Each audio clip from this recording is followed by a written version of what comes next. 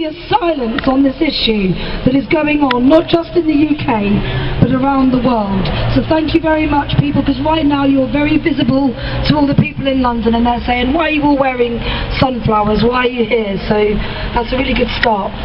On March the 19th, the Secretary of State is due to announce a decision on Hinkley C. For all of their promises of jobs and benefits, EDF could still walk away without a moment's thought if they don't get what they want.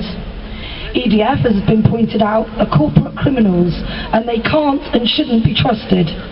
In the last 12 months, EDF have had senior executives jailed for spying on protesters. They've taken us to the High Court in London to evict us from a barn in Somerset. I think the phrase used at the time was using a hammer to crack a nut. And then, as you've heard from one of our previous speakers, more recently EDF have tried to jail the Dash for Gas protesters and are now trying to sue them for $5 million. In fact, just a few days ago, Henry Prolio, the head of EDF in France, has had his premises searched on the behest of the German government. More evidence of criminal activity in this corporation.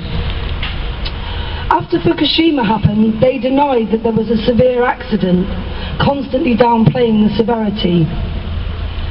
When they admitted that there was an accident going on, they said, don't worry, it can't happen here. The government's own Wakeman report concluded that it can't happen here because we don't have earthquakes and we don't have tsunamis. In 1607, a tsunami came up the Severn Estuary and caused the loss of 30,000 lives. Thank goodness Hinkley Point nuclear power station wasn't there then. In the 1400s, there was an earthquake strong enough to demolish the church at the top of Glastonbury Tor. Thank God Hinkley Point wasn't there then. Japan has been criticised for its relationship between the nuclear village and the nuclear regulators. Here in the UK, the government have rearranged the structure of our regulators to facilitate the new build that they wish to see. Inside DEC are embedded industry officials from EDF and from other utilities. Japan was also criticised about the way in which their children have been brainwashed about nuclear power. They've been forced after the Fukushima disaster to remove some of their propaganda from the curriculum. Here in the UK and in Somerset, the government are ensuring that that same propaganda is infiltrating our national curriculum. I have a 13-year-old son in school in Somerset who is being taught by the school system that nuclear is a renewable technology, that it is green, that it is economic, and that it's some kind of solution to climate change. Our schools allow EDF into the schools to misinform the children about nuclear power, and yet our community groups cannot enter those same schools to speak to the children about why we're opposed. We could of course go in if we agreed to take part in an EDF-funded and editorially controlled film, but we declined to do so.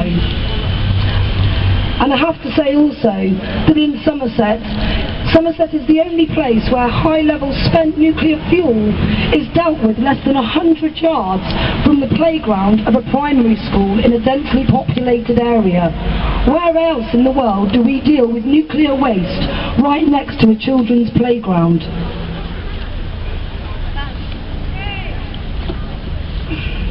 The Japanese did at least have a credible, well-rehearsed evacuation plan due to the high frequency of earthquakes and tsunamis they experience.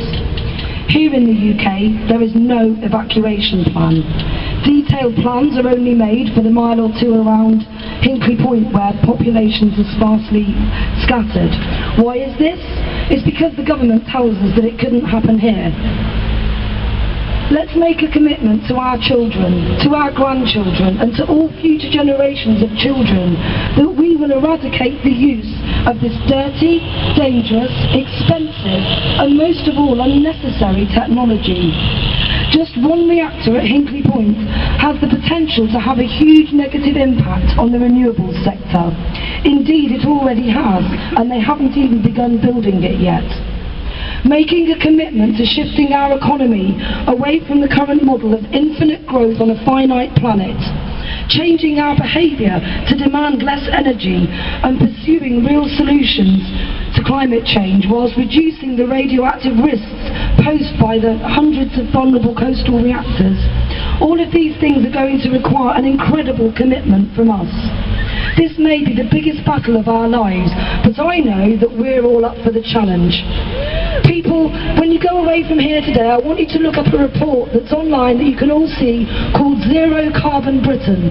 That report shows that we can be 90% renewable by 2030, smashing the government's targets for renewable energy without recourse to nuclear power, fracking or any other extreme energy. I urge you all to read that report and communicate it, and let's start building the energy future we want in our communities.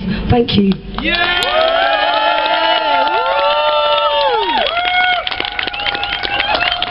Thank you. Wise words from a wise woman.